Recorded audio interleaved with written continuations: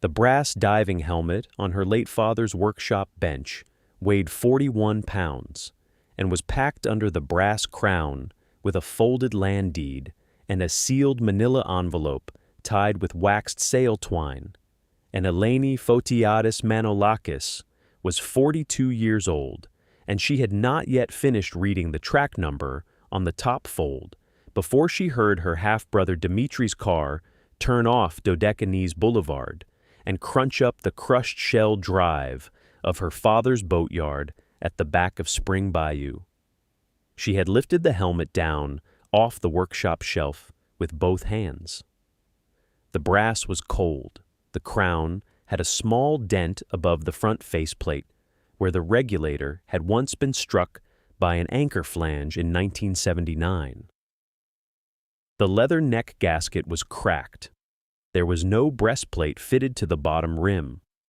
The helmet had been sitting alone on the cypress shelf, upside down on a cradle of 2 cedar blocks, for the 8 days since her father's funeral. Inside the brass dome, packed in carefully and folded twice on itself, was a wedge of heavy cream paper sealed with a wax stamp she did not recognize. Dimitri's car door slammed. She set the helmet down upside down on the cypress workbench in the center of the small wooden boathouse, and she walked very quickly across the boards to the side door, and she slid the iron bolt at the top and the iron bolt at the bottom. Then she came back, and she stood in front of the helmet, and she said, in the small, flat voice of a woman who has just realized the whole afternoon has changed, "What did you put in there, Baba?" She had driven down from St. Petersburg that morning to begin clearing out the boat shed. Her father Stavros had died on the 3rd of May. Sudden, at the kitchen table of the small white stucco bungalow on Spring Bayou, where he had lived alone since her mother Despina had died of cancer in 2017. Stavros had been 78. The funeral had been at St. Nicholas Greek Orthodox Cathedral on Pinellas Avenue, with the Trisagion sung the old way by Father Yanis Athanasoulis, the casket carried by 6 sponge divers from the Dodecanese Boulevard fleet. And Eleni had stood at the foot of the open grave at Cycadia Cemetery with her son Nico pressed against her hip and thrown the first handful of red Florida sand onto the lid herself.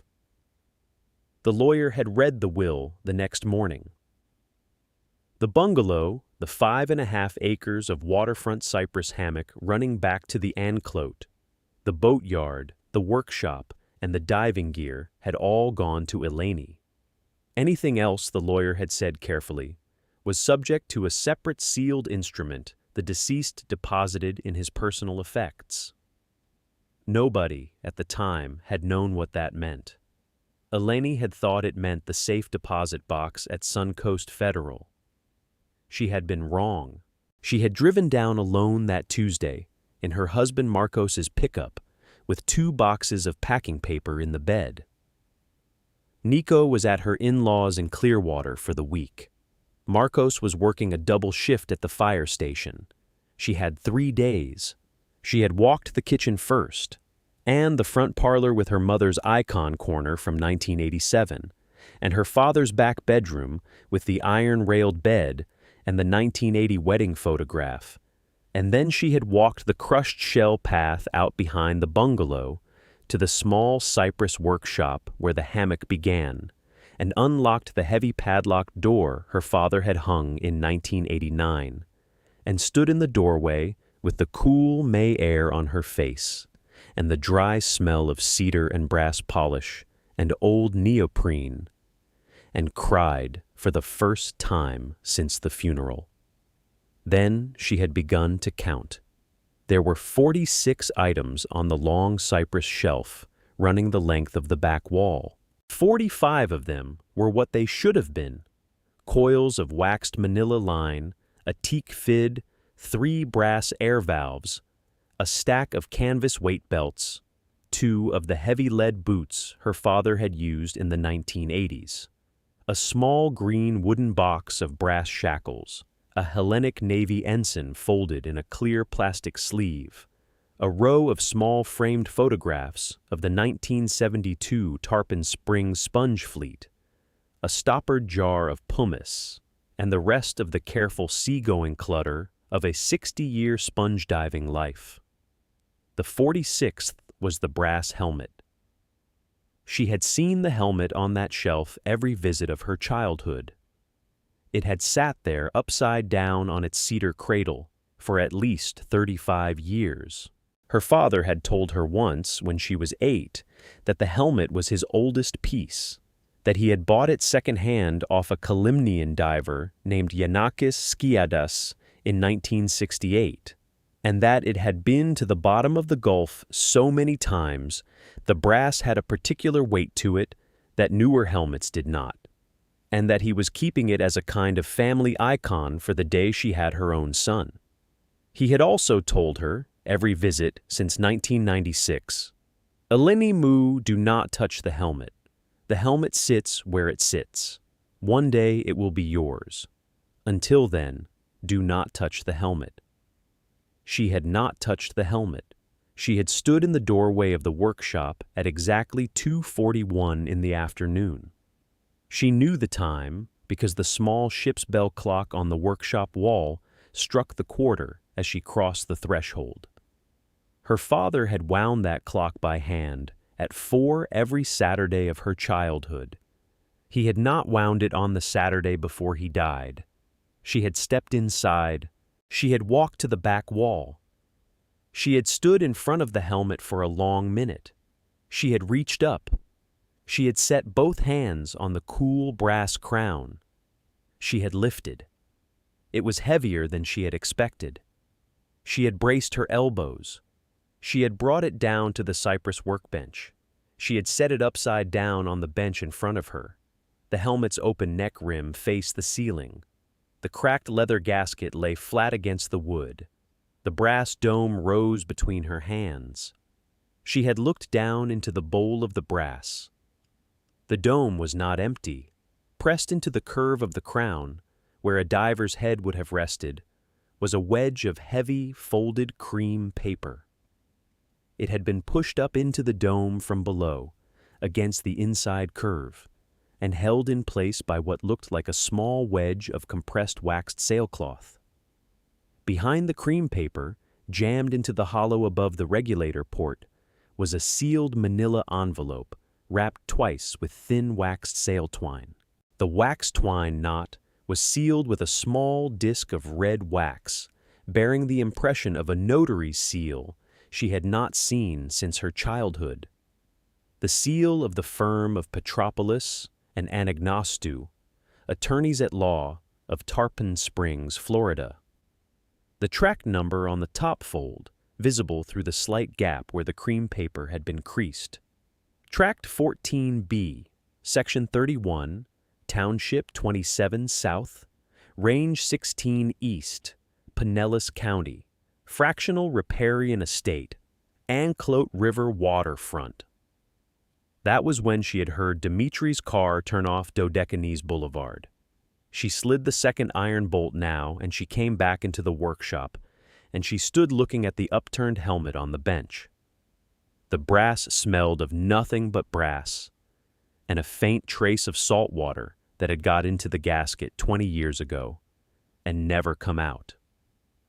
The smell inside the dome was different, the dry chemical smell of old wax, and old paper, and an envelope that had been sealed under brass and salt for what looked like a very long time. She heard her half-brother's footsteps on the crushed shell. She heard him try the workshop door. She did not answer. He knocked hard 3 times. He called, "Eleni, Eleni, it's Dimitri. Saw your husband's truck. Open up, sis." She did not answer. He waited. He knocked again. He waited again. After a minute, she heard the loafers go back along the crushed shell path toward the bungalow, and a moment later, she heard him at the front of the bungalow trying the kitchen door, and the kitchen door was bolted from inside. the way she had bolted it on her way out an hour earlier. He came back. He cupped his hand against the workshop's small side window. She heard him say her name once more, in a different voice. Then she heard him say, quietly enough that he must have thought she could not hear, "She found it. She had to have found it. The old man would have kept it in the workshop. The old man kept everything in the workshop." Eleni did not move. She stood between the cypress workbench and the back wall, and she watched the back of her own hand on the bench edge tremble once and steady, and she made the small, clear decision that she had 90 more seconds, maybe 2 minutes, before her half-brother decided to walk around to the riverside and try the boat launch door, and she had better use them. She pulled the wedge of cream paper out of the dome. The waxed sailcloth wedge came out with it. The folded cream paper unfolded into a single thick layer, a property deed on the heavy paper of a 1971 Florida County Clerk's office, with a red wax seal at the bottom that read in faint embossed letters, "Pinellas County Register." The deed conveyed, in the careful clerical English of half a century ago, the fractional riparian estate of the western 5½ acres of the Manolakis homestead, the cypress hammock running from the back of the bungalow to the Anclote River, to one Stavros Andreas Manolakis, in trust for the daughter or granddaughter of the grantee who shall hold the helmet of Yannikis Skiadas at the time of the grantee's death. She read that clause twice. Behind the deed, jammed into the hollow above the regulator port, was the manila envelope. She lifted it out. She cut the waxed sail twine with her father's brass rigging knife from the bench tray. The envelope had her grandmother's full name written across the front in a careful slanted hand she did not recognize, a careful lawyer's hand, and the words, "For Eleni Anastasia Fotiadis Manolakis, my daughter only. If your half-brother Dmitri is in the property, do not open." She read that last line twice. Dmitri was, at that exact moment, walking back around the bungalow toward the riverside. She could hear his loafers on the crushed shell. He was, she realized, going for the boat launch door at the back of the workshop. The boat launch door had a sliding cypress bar her father had cut in 1989 that she had bolted from inside 10 minutes ago. The bar would hold, but the door also had a small, high transom window above it, and the transom window was, she remembered, still openable from outside if a man stood on the rolled-up garden hose under it. She closed the manila envelope inside the front of her sweater. She buttoned the cardigan up to the throat. She lifted the helmet itself and the small remaining wedge of waxed sailcloth, and she carried the whole arrangement out the side door, across the narrow boards of the side walkway, into the cool, dark-covered breezeway between the workshop and the small cypress generator shed, and she set the helmet upside down on the dry shelf above the generator that her father had used for 60 years for his diving spare boxes, and she covered the upturned helmet with a folded clean blue cotton boat tarp, and she came back up the breezeway, and she pulled the breezeway door closed behind her, and she clicked the latch. Dmitri was at the boat launch transom with one hand braced on the door frame. She unlocked the side door. She opened it. She said, in a voice she did not entirely recognize, calm and clear and slightly too friendly, "Sorry, Dmitri. I was on a call with the funeral home. I didn't hear you. Come around. Have a coffee in the kitchen." Dmitri looked at her for a long beat. The other hand was up by the transom catch. He had not yet had time to think of a story for the hand. He glanced at it. He set it carefully down to his side. He said, "Was checking the latch. Hose was in the way. Thought I'd straighten it." "Thanks," she said. "Come on around." Kettle's on. He came around. He took his loafers off on the rag mat by the kitchen door, the way his stepfather had insisted every guest do for 40 years. He hung his fleece on the peg her father had nailed up in 1990.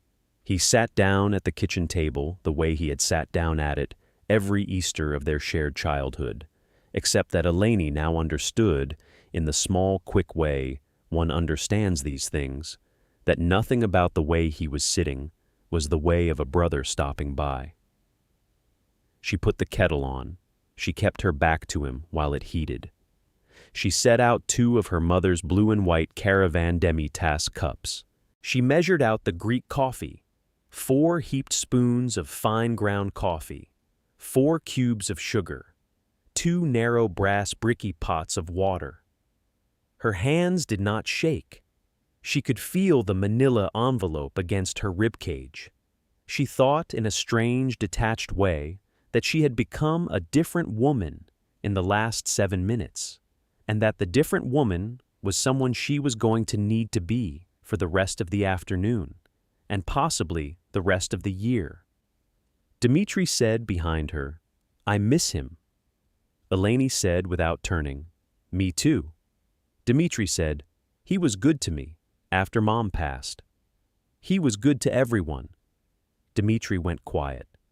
She could hear him turn the small blue and white Caravan cup in his hand. Dmitri was not her father's son. Dmitri was her mother Despina's son by a first marriage to a man named Vretos, who had walked out of Tampa in 1980 and never been heard from again. Stavros had married Despina in 1981 and taken Dmitri in at 4. He had raised Dmitri as his own, paying for the first car at 16, the second at 19 after Dmitri wrecked the first, the bonding fee on the Florida real estate license at 23, the IRS lien on the first failed brokerage at 28.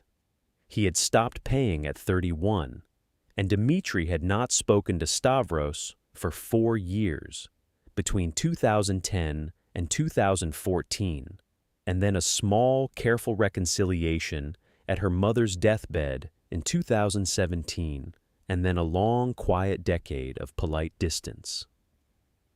Stavros had loved Dmitri in his way. He had also, Eleni now understood, seen quite clearly that Dmitri was a man who would in his 50s find his way into a developer's boardroom in Tampa and start sketching condo towers on a piece of waterfront Florida cypress that did not yet belong to him. "Yeah," Dmitri said. There was a small, careful pause. He said, "Hey, listen, I was talking to the attorney." "Which attorney?" "Aris Petropoulos, the one Baba used in Tarpon Springs.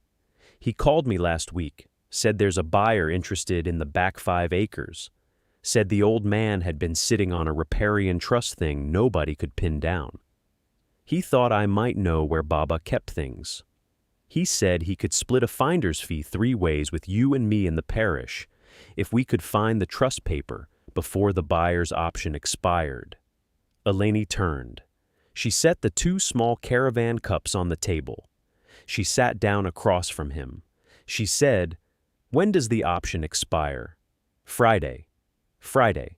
Yeah, 5 o'clock. The Caldera Coastal Development Group wants to break ground on the riverfront before hurricane season. Mid-rise. Marina slips.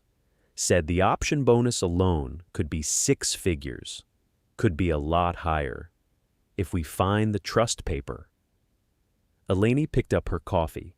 She did not drink it. She set it back down. She said, very carefully, "Dmitri, Aris Petropoulos retired in 2014. He died of stomach cancer in 2019. There was a very long pause. Dmitri's face did not change. His eyes did. The restless, deep brown eyes went still for a half second, and then they went somewhere else, into the middle distance, the way the eyes of a man go when his story has just hit a wall he did not know was there.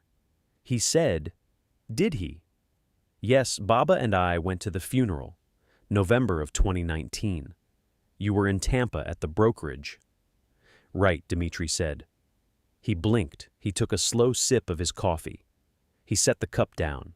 He said, Right, I meant his daughter, Calliope Petropoulos, took over the practice. Sorry, brains all over the place since the service. Eleni said, Calliope Petropoulos has not taken on a new client since 2022, and she has never represented the Caldera coastal people. I happen to know this because she handled Mom's probate. Dmitri put down the coffee. He looked at her. The wall was no longer pretendable. He said in a slightly different voice, Eleni, there's a buyer. There's money. Baba would want us to take it. He'd want you and me to split it. The old man didn't want some Tampa outfit poking around the Cyprus Strand either, but he also didn't want his own kids to miss out. There's a paper somewhere in this property. I know there is. I just need to find it before Friday. That's all. Eleni said, How do you know there's a paper? Dmitri did not answer. Eleni said, How do you know there's a paper, Dmitri? He looked down at his coffee. He turned the small blue and white caravan cup in his hand. He said finally, in a voice that was almost a whisper, Because I'm the one who's been talking to the Caldera people. For 5 months, since December, since before he died. The workshop door at the back of the kitchen was closed. The breezeway door beside it was closed. The brass helmet was on a dry shelf above the generator under a folded blue cotton boat tarp. Eleni kept her hands very still on the table. She said, Did Baba know? Dmitri said, I didn't tell him. That's not what I asked. He looked up. His face went a particular shade. He said, I think he knew. He wasn't stupid. He caught me on the phone once. February. He said only, Dmitri, the back 5 are not for sale. He said it once. He did not say it twice. And then he went out to the workshop and he didn't speak to me for 3 weeks. I figured he'd forget. I figured he'd come around. Eleni said, He did not forget. No, Dmitri said. I guess he didn't. She watched him across the table. She watched his hands fold around the small caravan cup and unfold and fold again. She watched the small white scar at the corner of his upper lip lift the way it had lifted when they were children, and he was lying to their mother about a broken kitchen window. She had loved this brother once. She had spent every summer of her childhood with him in this bungalow, and now there was a brass helmet on a shelf above the generator, with a sealed deed inside it that her father had hidden expressly because of him, and the whole afternoon balanced on a kitchen table between them, and neither one of them had moved in over a minute. She said, Drink your coffee, Dmitri. I have to make a phone call. He said, Who you calling? She said, His lawyer, his real one, the one who's still alive. She got up. She walked into the small front parlor. She did not close the door behind her, because closing it would have looked like fear.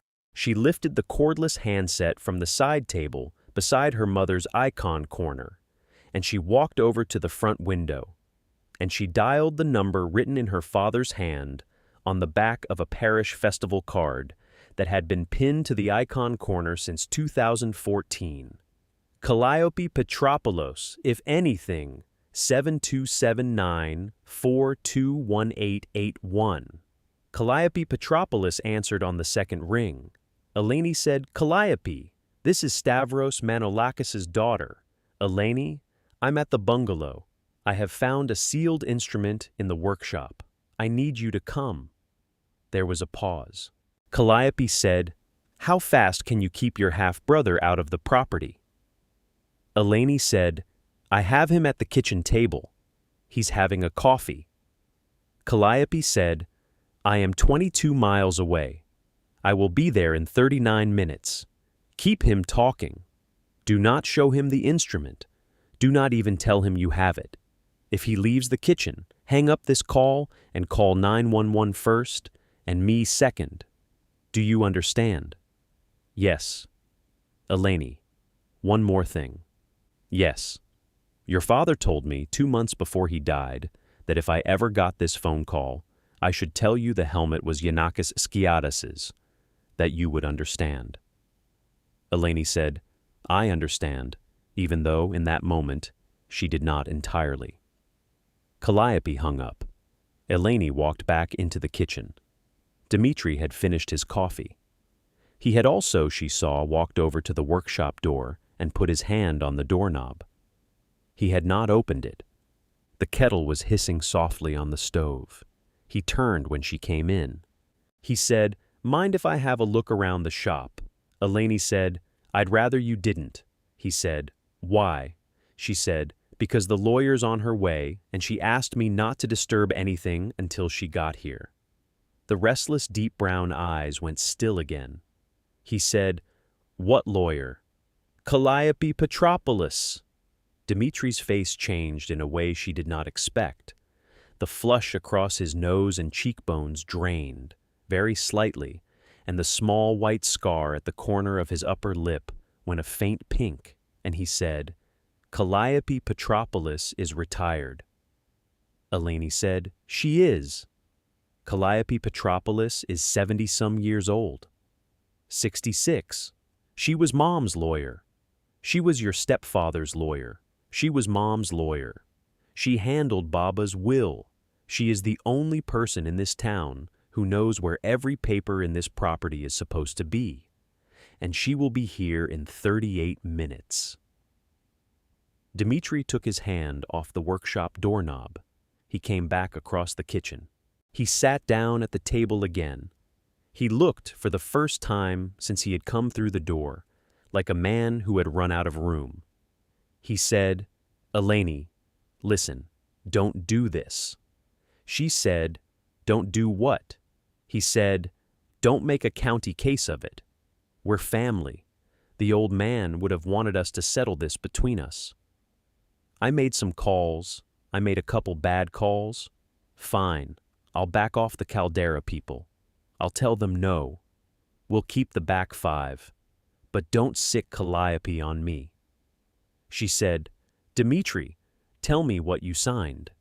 He did not answer. She said, Dmitri, what did you sign in December? He said, Nothing binding. Dmitri, a purchase option. That's all. Just an option. They paid me $12,000 to lock up the option. They were going to pay another $340 when they closed. Friday. You signed for the riparian estate. I signed for what I thought was the riparian estate. You don't own the riparian estate, Dmitri. He looked at her. He said very quietly, Neither do you. The old man owned it. He's dead. It goes to his heirs. I'm his stepson. You're his daughter. Florida intestacy splits it. That's how Florida works. Eleni said, That is not how Baba's will works. He said, How do you know? She said, Because Calliope already told me at the will reading. The riparian estate was severed from the bungalow tract in 1971 by my grandfather Andreas Manolakis and reconveyed in 1973 into a separate sealed instrument. The instrument is what we are talking about. The will gave the bungalow and the upland 4 acres, and the workshop to me. The will said the riparian instrument was, quote, a separate sealed instrument the deceased deposited in his personal effects. That is what Calliope told me at the reading, and that is what is, she stopped herself, and that is what we are now looking for. The instrument names whoever it names. It might name me. It might name you. It might name the parish. It might name a stranger. Until Calliope gets here, neither of us knows. Dmitri said, Until Calliope gets here. He looked at the workshop door. He looked at the breezeway door. He looked at her face. He could not tell from her face which side of the wall the answer was on.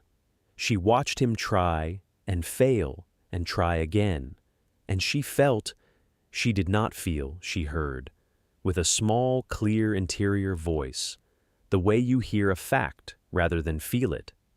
The second of 3 small interior turns she would experience that afternoon happen inside her chest. She had walked into the kitchen with her half-brother, a woman who was holding a secret she had found. She was now a woman who was actively, deliberately in front of him, refusing to give that secret up. There is a moment in certain kinds of family confrontations when a person stops being a sister or a daughter or a stepsister and starts being, very simply, the one who is standing between something valuable and the person who wants to take it. She was now that person. She did not know if she could keep being her after Calliope left. She was, for the next 37 minutes, going to find out. She said, "Coffee's still hot. Top yours up?" Dmitri said, "Yeah, top mine up." She did. He drank it. They sat across the small caravan kitchen table from each other for 34 minutes in near silence. The small ship's bell clock on the kitchen wall struck 3, then the quarter, then the half. Dmitri looked at his wristwatch every 6 or 7 minutes. Eleni watched the green bayou through the side window. A white egret came and went on the dock railing her father had built in 1992. A faint Gulf breeze came up over the sea grape. Once, Dmitri said, "I'm sorry, Eleni." Once, he said, "He was the only one who was ever decent to me." Once, much later, he said, "If you let me see it before Calliope gets here, I'll back off whatever it says." Eleni did not answer. She watched the bayou. She held her coffee cup in both hands. She thought about the brass helmet on the breezeway shelf and the manila envelope pressed against her ribcage, and she did not let her face change. At about 3:12, Dmitri tried a different door. He said, "Eleni, you know my mom. You know she tried her whole life to do right by Baba. She worked the night shift at the bakery on Pinellas Avenue for 31 years, so he didn't have to give up the boatyard in 1991 when the Spongers Co-op went under. She paid that lease out of her own pocket every July for 15 years. She never told him. He never knew. She died not knowing that he'd never known. That's the kind of woman my mom was." Eleni said, "I know what kind of woman Mom was, Dmitri." He said, "Then you know she'd have wanted us split. She'd have been the one standing here with you today. She'd have been the one Calliope was driving down to see. And she would have shared with me. She would have given me half. She always did. She was that kind of woman." Eleni said, "Mom died in 2017, Dmitri. We are not talking about her. And Mom was the one who told Baba in 1990 that he should re-execute the trust to exclude you after the second car. She told me herself in 2014 on the porch of this bungalow in front of the Icon Corner. I have not told you that before because there has been no reason to. There is a reason now." Dmitri said nothing for a long moment. He said finally, "She told you that." Eleni said, "She told me that." He said, "She loved me." Eleni said she loved you. She also did not lie to Baba about where the back 5 acres needed to go. Those are 2 different things. She told me both of them. Both of them were true. He looked into his coffee. He turned the small blue and white caravan cup in his hand. He said very softly, "What is the right thing, Eleni?" She did not answer. She watched the green bayou. She thought, with a clean, small, private clarity, that the right thing was what was sealed under brass, in the breezeway above the generator, and that it was not for her to decide what that right thing was until she had read the 4 pages of her father's handwriting that she was almost certain were inside the manila envelope against her ribcage. She did not say so. She turned her coffee cup a quarter turn on the saucer, and she waited. At 3:21, a small, open sponge boat went out down Spring Bayou toward the Enclote Channel, the small diesel engine knocking softly, the way every small Tarpon Spring sponge boat had knocked softly all of Elaine's life, when a diver was going out for a one-day tow off the lower Enclote shoals. The blue and white caravan cups on the kitchen table chimed faintly against the saucers. The small ship's bell clock on the kitchen wall struck the quarter. Dmitri looked at her. Dmitri looked at the workshop door. Dmitri looked at the breezeway door beside it. Dmitri looked at the kitchen window. Dmitri looked at his rectangular wristwatch. Dmitri did not move from his chair. Eleni thought with the strange, clean clarity she had been thinking with all afternoon, that whatever Dmitri was inside this kitchen, he was also a man who had grown up in this bungalow, and a man whose mother had been buried out of this bungalow, and a man whose stepfather had pulled him through his worst summer at the kitchen table he was now sitting at. He was a half-brother she had loved. He was a half-brother she still loved. He was a half-brother who was, at the same time, the exact reason her father had hidden the deed inside a brass diving helmet and notarized the instrument with a fresh wax in October of 2025. Both things were true. The truth did not get to choose between them. She did not have to choose between them either, until Calliope arrived and gave her the language she needed to speak about them out loud. At 3:28, Dmitri put his face in his hands for 40 seconds. When he came up, his eyes were wet. He said, "Eleni, I have a daughter. You know I have a daughter. Athena. She's 12. Her mother won't let me have her for the weekends without supervision because I missed the last 4 months of support. I missed it because I sank everything into the option fee with the Caldera people. $12,000. That was my whole goddamn cushion. If this falls apart, Athena doesn't get her summer at the swim camp on Enclote.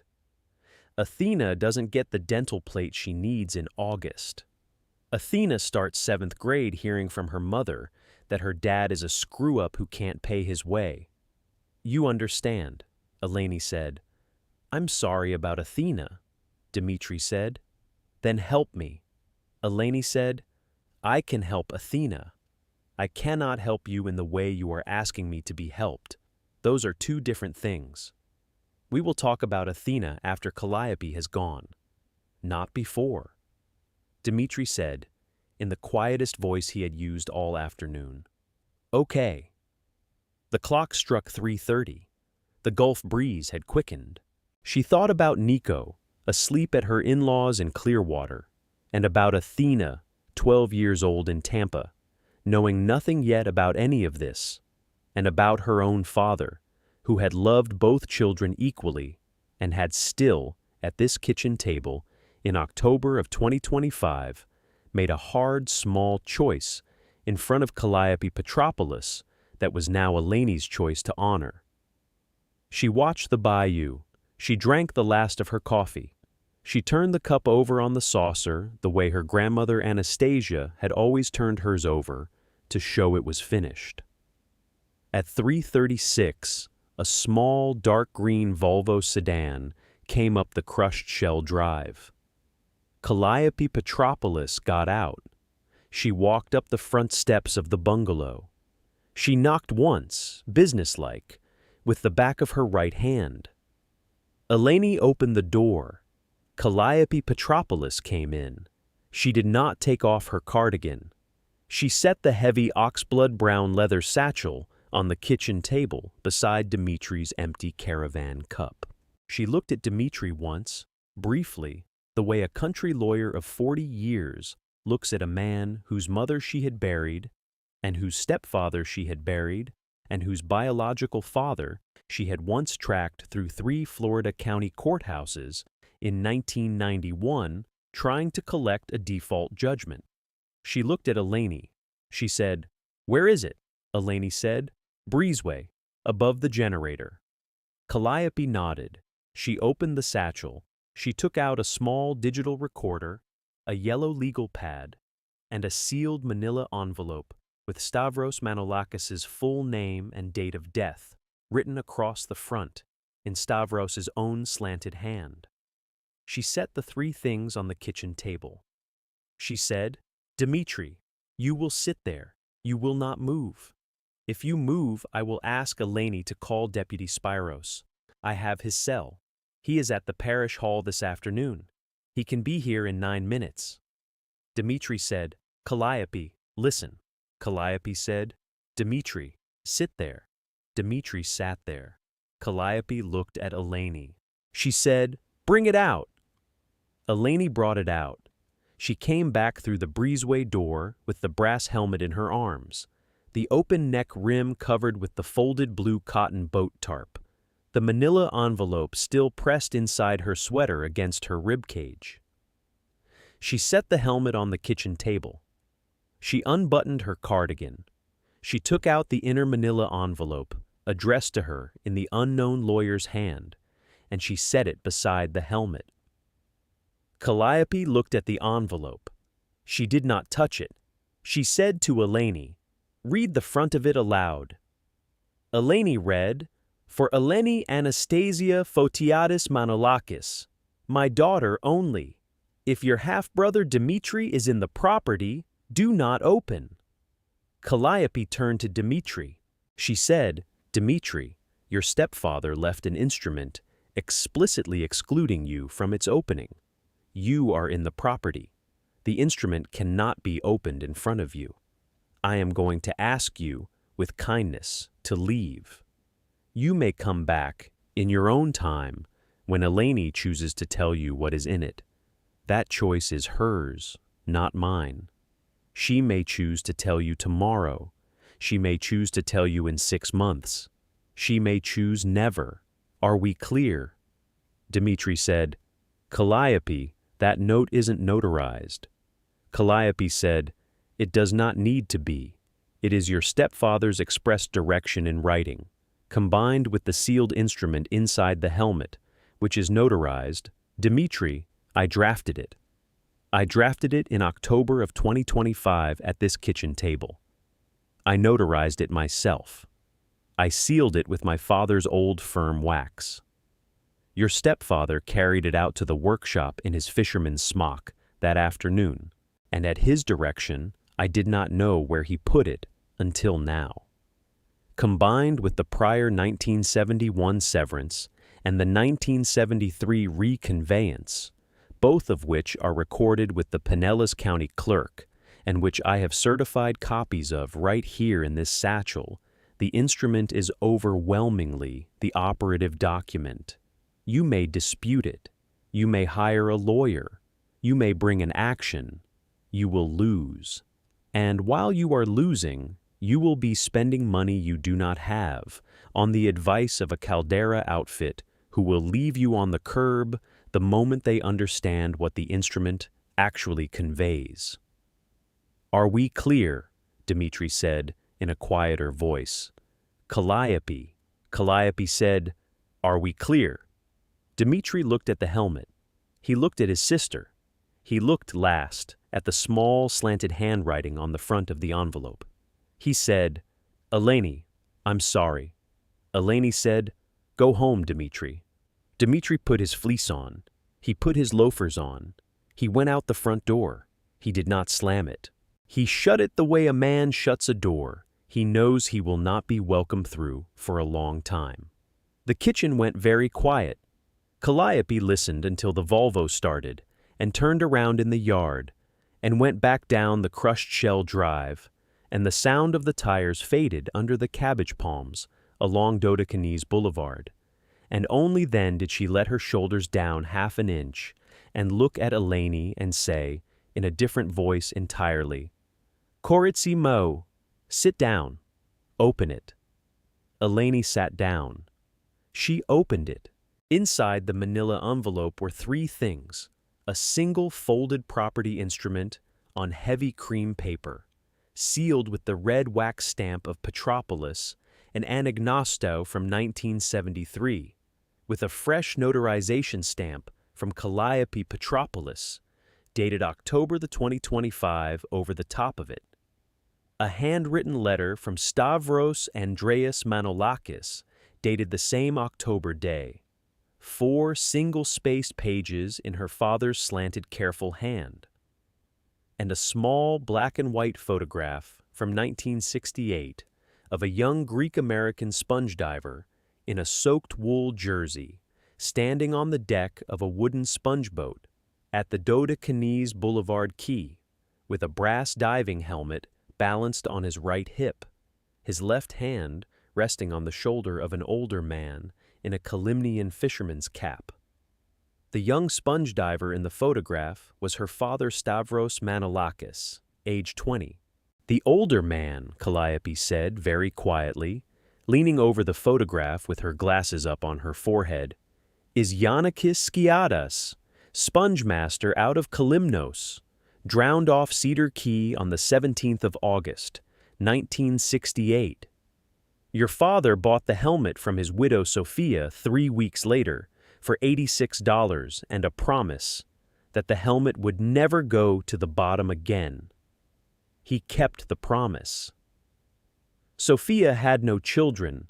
She left your father the helmet, and she left him also the 1948 Florida survey of the cypress hammock running back to the anclote, marked with a small ink dot, where her own father, Yanakis Sr., had drunk from a freshwater spring on his first crossing in 1922.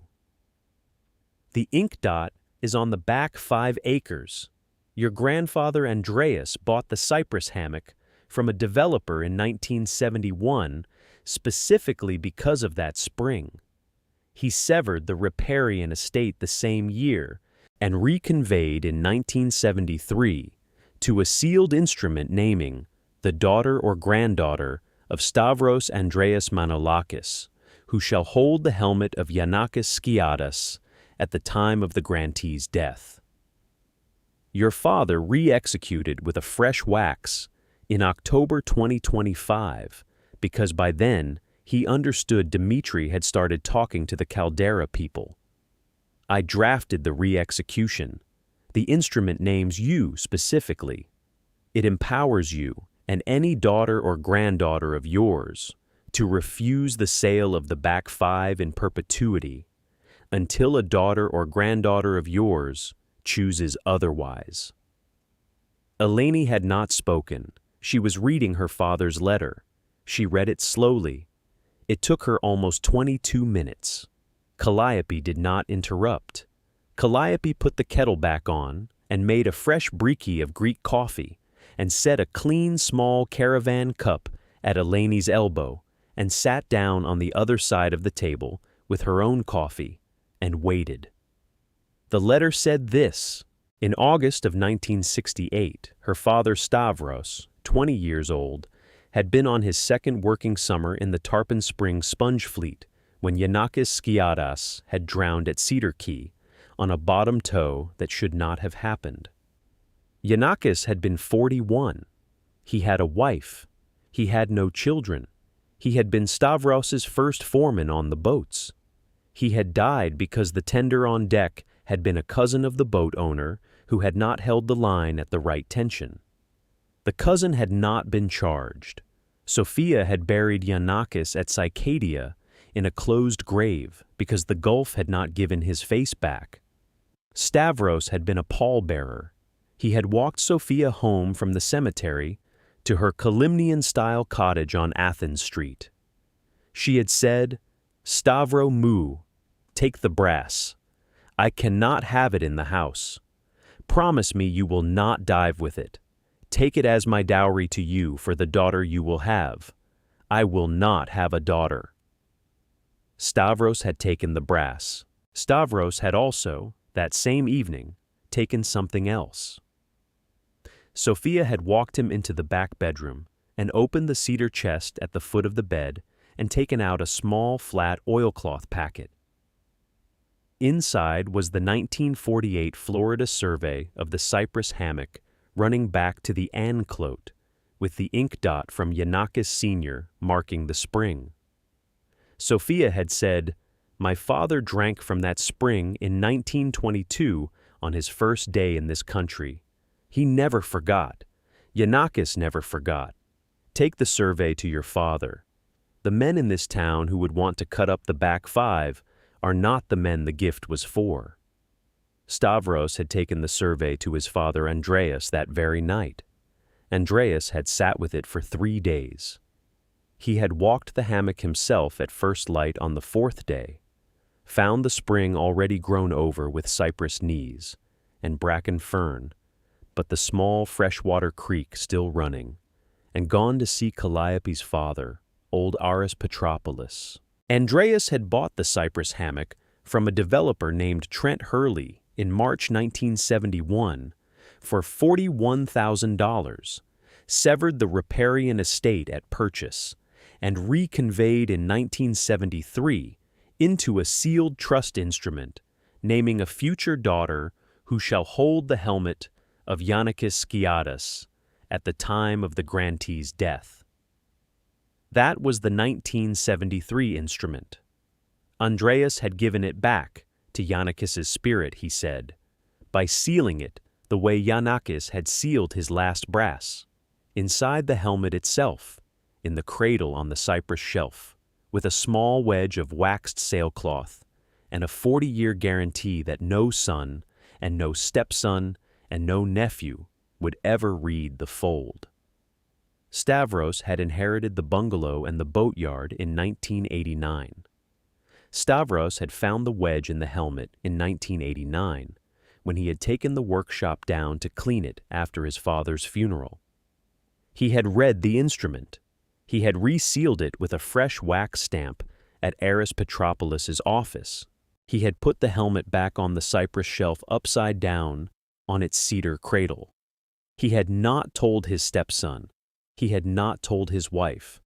He had told only his daughter Eleni once in 1994 on the dock of the bungalow. At the end of the summer, Eleni had turned 10 and had asked idly why the back 5 acres of the cypress hammock were never to be cleared even for a new mooring. Stavros had said that night, "Because your grandfather Andreas's friend, Yanakis Skiadas, is asleep out there with a gift in his hand. He gave the gift to a daughter he could not see. Someday a daughter will go and take it. She will know. I do not know which one. The spring will tell her." Eleni had been 10 years old. She had not understood. She had thought her father was being old and a little strange. Stavros had said it the way an old man says a thing he has been waiting 40 years to say out loud, and that he now wants to make sure has been said in front of at least one living witness. He had said it once. He had not said it twice. He had gone inside and got her a small glass of cold ginger ale, and they had sat on the dock until the moon came up over the Anclote, and they had not spoken about it again that summer, or any summer since. She understood now. She read her father's letter to the end. She read the last paragraph 3 times. Her father had written in his slanted, careful hand, "If you have got this far, daughter, you are the one. The spring told me last August, watching you walk up the back path with your son. The instrument names you. The 5 acres are yours. The cypress is yours to keep, not yours to sell. You may seal the helmet again and tell your own daughter to come look in 50 years. The choice is yours." But the choice was never Dimitri's, and never the Caldera people's, and never any man who wanted the gift before he understood the cost of it. Yanakis paid the cost. Sophia paid the cost. Andreas paid the cost. I paid the cost. You are the one we were paying for. Take it gently. Do not let anyone hurry you. Eleni sat at the kitchen table with the letter in both hands. Calliope watched her quietly from across the table. After a long time, Eleni said, "How much is the cypress hammock worth?" Calliope said, Caldera's offer was $2.4 million for the back five. A clean conservation easement appraisal values the same acreage at $380,000, with a federal tax benefit of roughly $110,000 over 6 tax years. The conservation route locks the land out of development for 99 years and pays your daughter or granddaughter, if she ever sells out at the end of the term, a residual the actuaries put at $16 to $20 million in $2,125. 2.4 now with the cypress gone and the spring filled under a marina parking lot, or $380,000 now, plus an honored spring, plus a residual to a daughter you have not yet met. Your father knew the math. He chose the second. Eleni said, and the spring. Calliope said, the Suncoast Land Conservancy has a hydrologist on staff. I called him on Saturday after the funeral.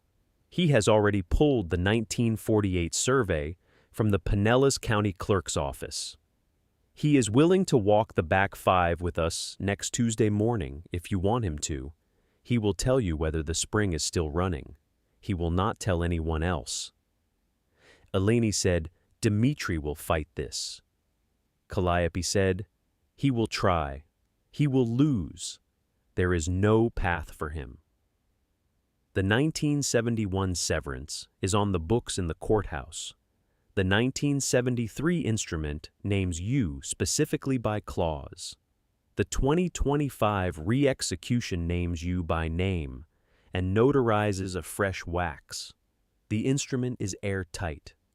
The thing he signed with the Caldera people was an option for the surface estate, which he never owned, and for the riparian estate, which he never owned, sold by a stepson of a son of a son of the original grantor.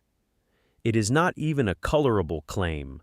The Caldera people will not pursue it for 10 minutes once they read the chain of title.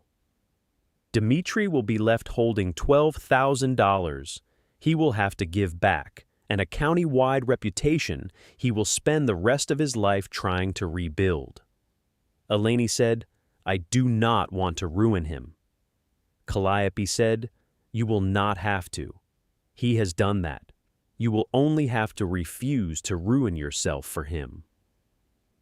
If you have made it this far with us, take one quiet moment now and subscribe to the sealed deed, tap the bell, and leave one word in the comments naming the person in your own family who quietly kept a gift safe for a daughter or granddaughter who had not yet been born. I read every one of them. Eleni said, what do I do tonight?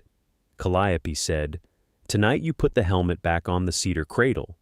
You take the manila envelope home with you to St. Petersburg. You put the instrument in a safe deposit box at Suncoast Federal Monday morning.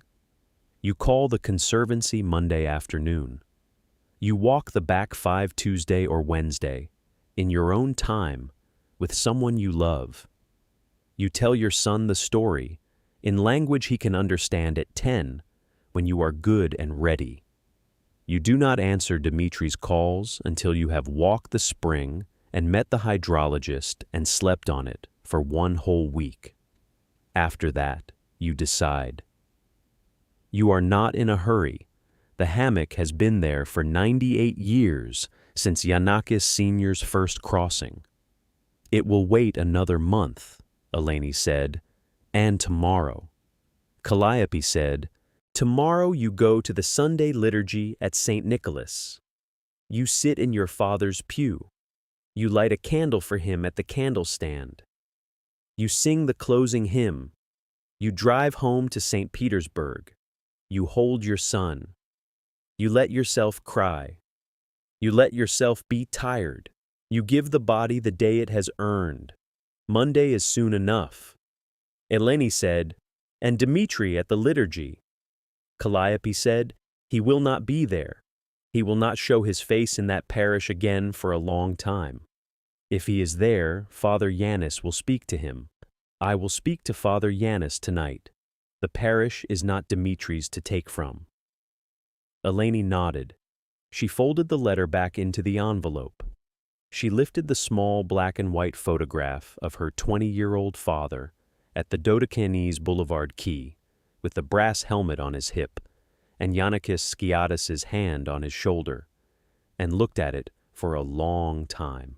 He had a thinner face, a thinner mustache, the same dark color as the mustache he would still have at 78, a wet wool jersey, the same deep-set dark almond eyes she had watched her whole life.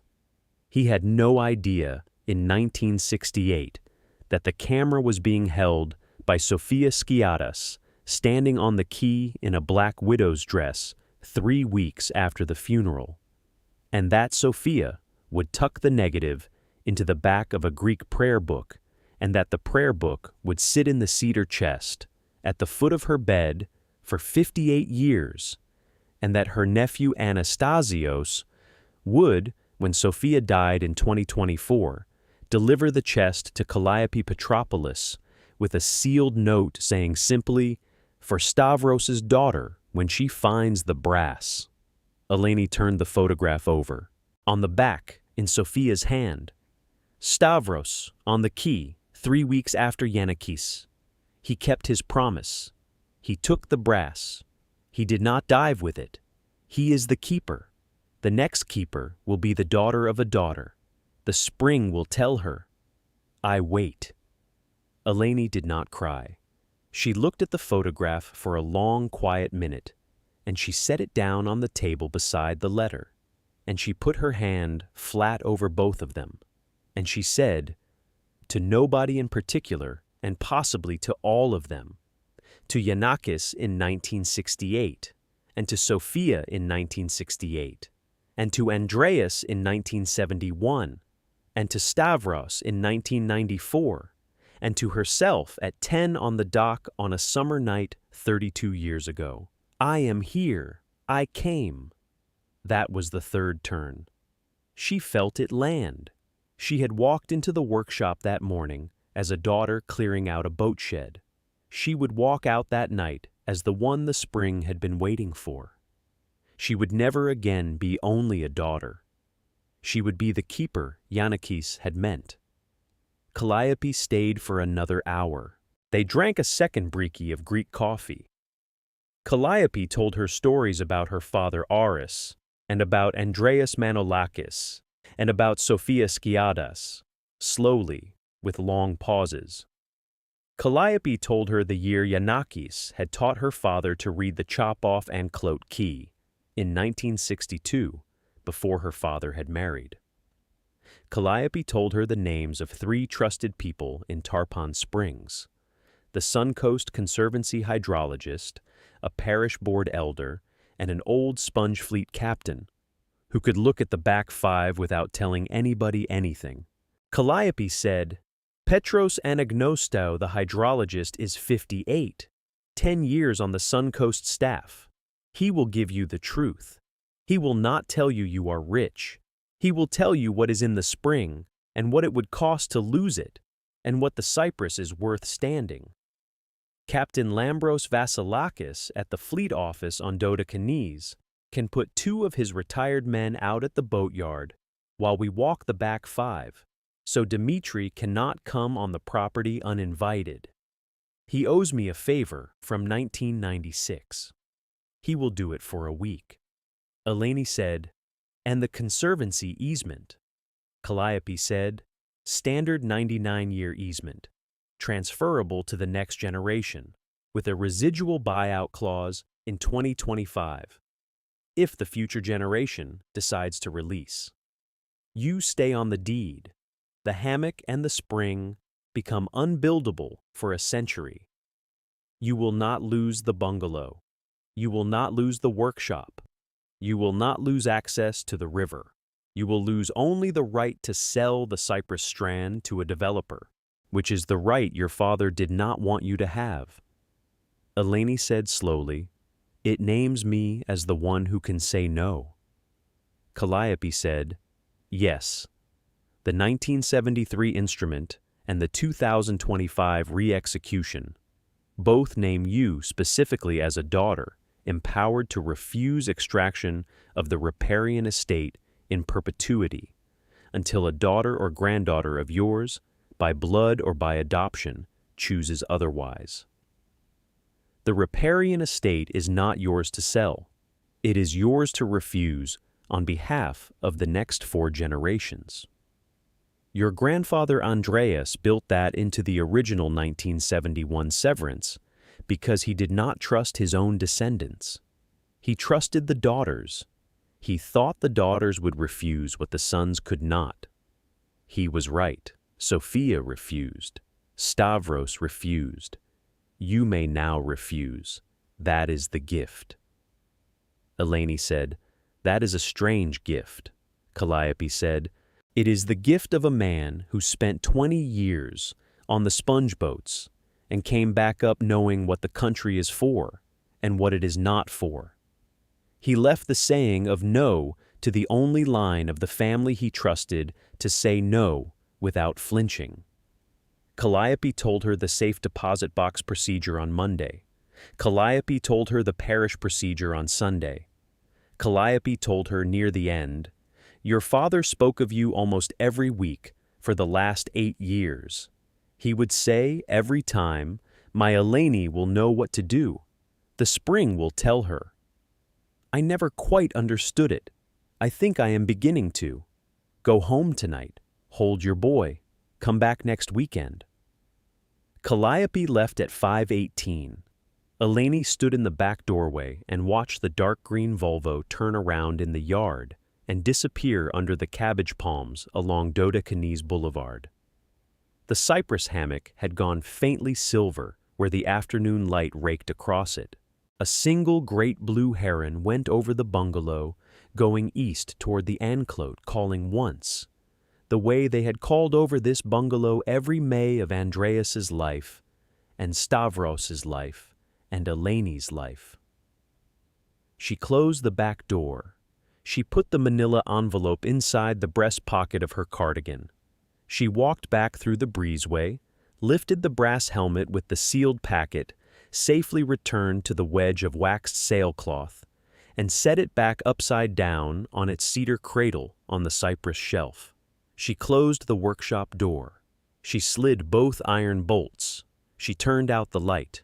She stood for 1 long minute in the breezeway, looking at the green bayou and the cypress hammock running away east toward the Anclote, and she thought about the small, unlit brass kerosene lantern Stavros had kept on the workshop shelf for 40 years, and that she had carried with her into the workshop that afternoon without noticing. And she thought about the large stand of bald cypress 300 yards in from the back property line. And she thought, with a quiet, small, ordinary clarity, that she would not go up the back path tonight, and she would not go up the back path tomorrow, and she would not go up the back path until she had Calliope and Petros, Anagnosto and Captain Lambros Vasilakis with her, and a clear, bright morning, and a son safely sat at his grandparents' table in Clearwater, and she would not need to. The hammock had been there for 98 years. It would be there next Saturday.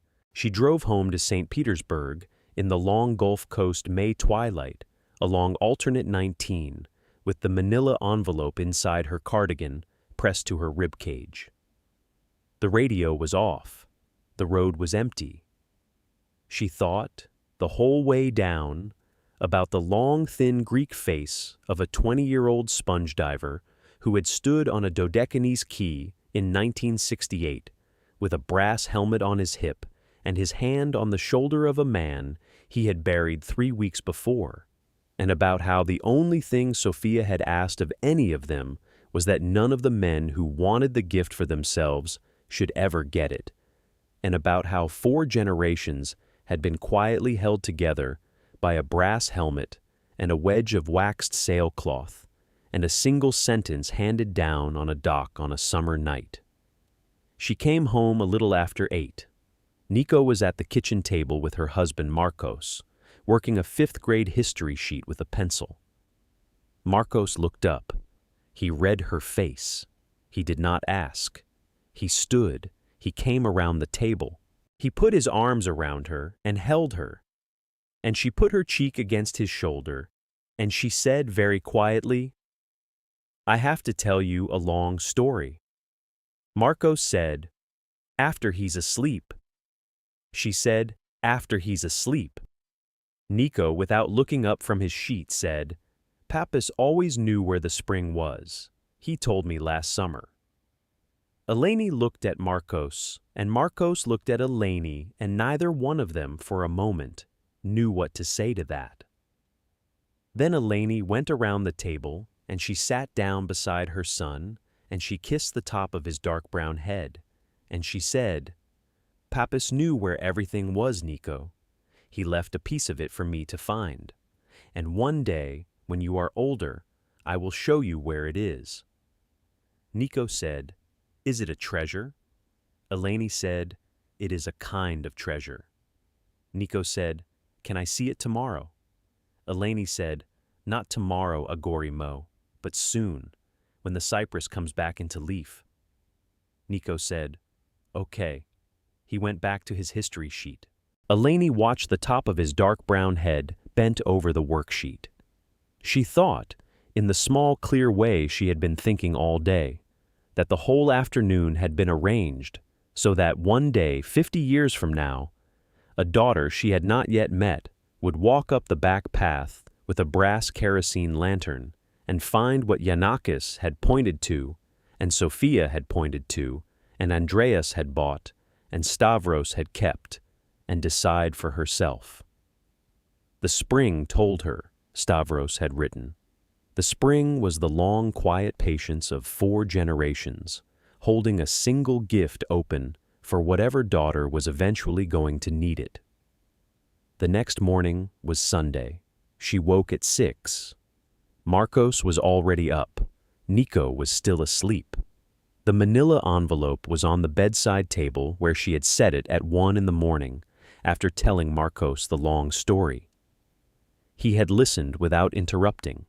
He had asked one question near the end, whether she trusted Calliope Petropoulos. She had said yes.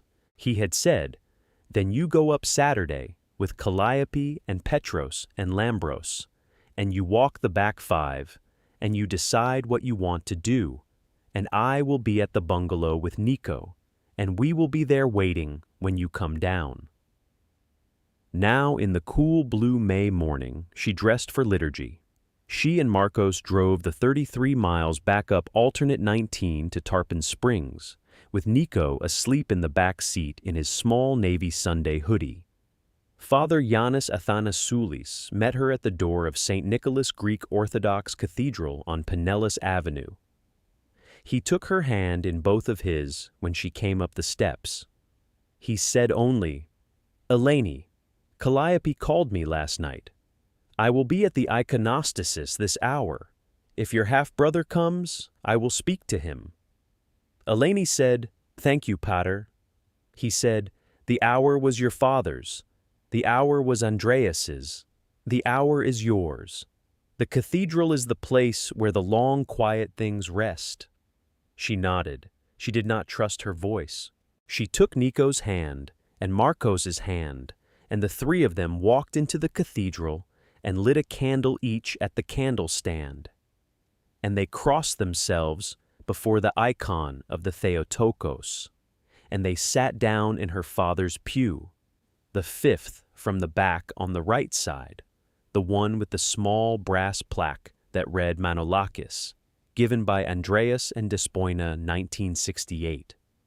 The chanting went, the gospel went, the homily went.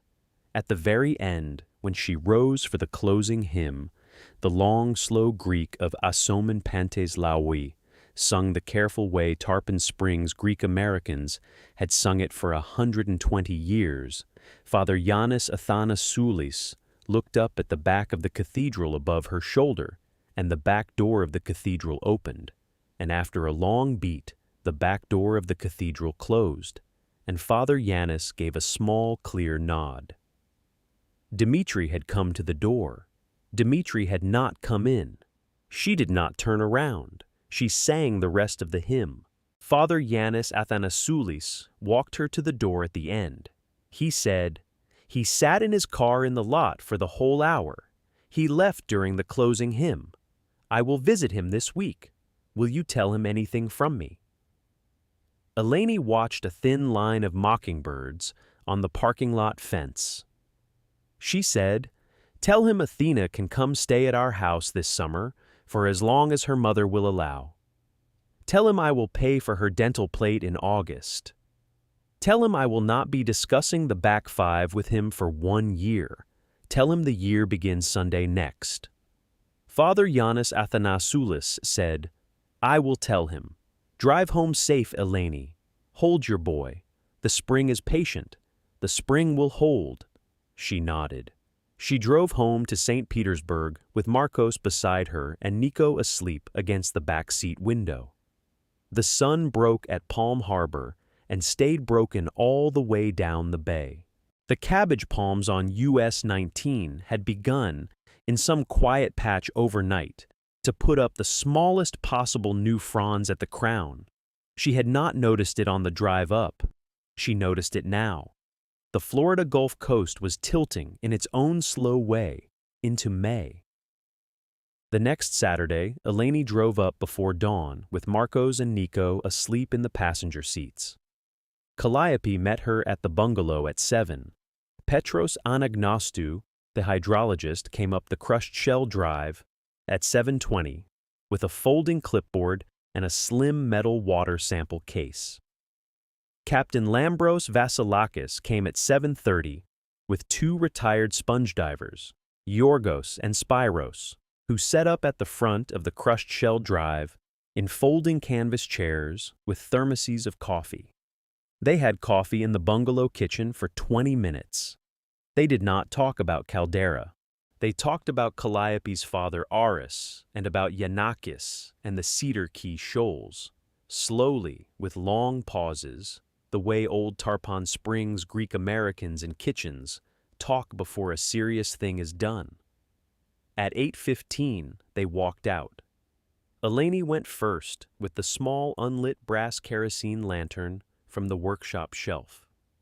They walked east along the crushed shell back path, through the wet cabbage palm strip behind the bungalow, and up the gentle slope of the cypress hammock toward the largest stand of bald cypress at the back property line. They found the spring at 9:12. Petros pulled the bracken fern back with a gloved hand. The freshwater spring was still there, rising into a small, clear, sandy basin and trickling east through a creek toward the enclote. Petros worked the basin for 40 minutes. He filled 3 sample bottles. He looked at his pH strip a long time. He said, "Your great-grandfather Photios did not exaggerate.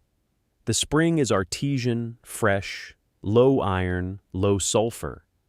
It is the only documented artesian outflow of its size in the Anclote Lower River floodplain. The Caldera plan would have filled it under a marina parking lot in week 1. The cypress around it is virgin uncut bald cypress, the largest about 390 years old. The conservation appraisal will put the standing cypress alone at $410,000. The spring is priceless." Eleni said there is no hurry. Petros worked the bank for another 20 minutes. He took a small dropper bottle of spring water for the lab. He labeled it. He capped it. Captain Lambros walked the perimeter of the hammock with Yorgos and Spyros. He came back at 10. He said, "Yorgos and Spyros will stay at the front of the drive until Wednesday. No one drives onto this property who does not have your name written on a card by Calliope, your half-brother in particular. I will tell Yorgos and Spyros the long version tonight. They will understand. Yorgos's grandfather dove with Yanakis Sr. in 1922. Calliope said on the walk back down, "Eleni, the question is whether to sign the conservation easement on Monday at the Suncoast offices in Clearwater, or to wait until you have walked the spring with Nico, one more time. Both are right. There is no hurry. The instrument is in your name. The land is in your name. You can sign Monday, or you can sign in October. Eleni said, I will sign Monday. She thought, with the small, clear, quiet way she had been thinking all week, that she would sign Monday because the wedge had been in the helmet for 58 years, and the spring had been running far longer than that, and she would carry the easement back and read it to Nico one paragraph at a time when he turned 12. And one day, when his own daughter was tall enough to lift the helmet down, his own daughter would lift it, and the wedge would still be there, and the next instrument would be sealed inside it with a fresh wax, and the spring would still be running. They came down the path at 10:40. Eleni was walking last, with both hands empty, looking at the wet cypress duff under her boots. The four others left at 11. Calliope stayed for another coffee on the porch, in Stavros's painted rockers. The sun was bright on the south side of the bayou. Calliope said, Your father would be proud of you, Eleni. Eleni said, I don't know if I did anything yet. Calliope said, You held the line. You did not let Dmitri pass the kitchen table. You walked the hammock. You looked at the spring without flinching. You decided to sign. That is what your father did at 46. That is what your grandfather did at 51. That is what Sophia did at 34. 4 generations is enough to make a tradition. Calliope left at 11:30. Eleni went back into the kitchen. She stood for a long minute, looking at the closed workshop door across the breezeway. She did not open it. She would open it on Monday afternoon after the conservancy office in Clearwater, with the signed easement in her cardigan pocket. And she would lift the brass helmet down off the cypress shelf one more time, and she would seal a fresh 4-page handwritten letter of her own into a new manila envelope and slide it under the wedge of waxed sailcloth above the regulator port, and she would write on the front of the envelope, in her own slanted hand, For the daughter or granddaughter of Eleni Anastasia, Phodiadis Manolakis, who shall hold this helmet at the time of my death. The spring will tell her. The fourth keeper of the helmet. The thread carried forward. She locked the bungalow. She drove the 33 miles back to St. Petersburg in the long, bright Gulf Coast light, with the small, unlit brass kerosene lantern in the passenger seat. She carried it up the front steps and set it on the mantelpiece beside her parents' 1980 wedding photograph. She lit the wick once, briefly. The small yellow flame came up clean and steady. She blew it out. She set the lantern beside the photograph, where it would stand for a long time. The little kitchen in St. Petersburg was full of the warm yellow lamplight of a small, ordinary American evening. The brass helmet was back on the cedar cradle on the cypress shelf in a closed workshop 33 miles north, under a rising May moon, sealed and waiting. The next time a daughter of this family came walking up the back path with a brass kerosene lantern in her hand. Some stories end with a verdict. Some end with a reckoning. This one ends with a brass diving helmet on a cypress shelf in a small Greek-American workshop in Tarpon Springs, and a manila envelope in a daughter's cardigan pocket, and a 10-year-old boy bending over his history sheet at a kitchen table in St. Petersburg, and 4 generations of keepers who had quietly held a gift sealed under brass, because the men who wanted to dig it up were not the people the gift had been for. Some families seal their hardest love under brass. Some bury it under a stoveboard. Some wait 3 generations for the right daughter to come walking up the back path with her son. The spring knew. The spring told her. The deed had been honored. The truth had finally come home.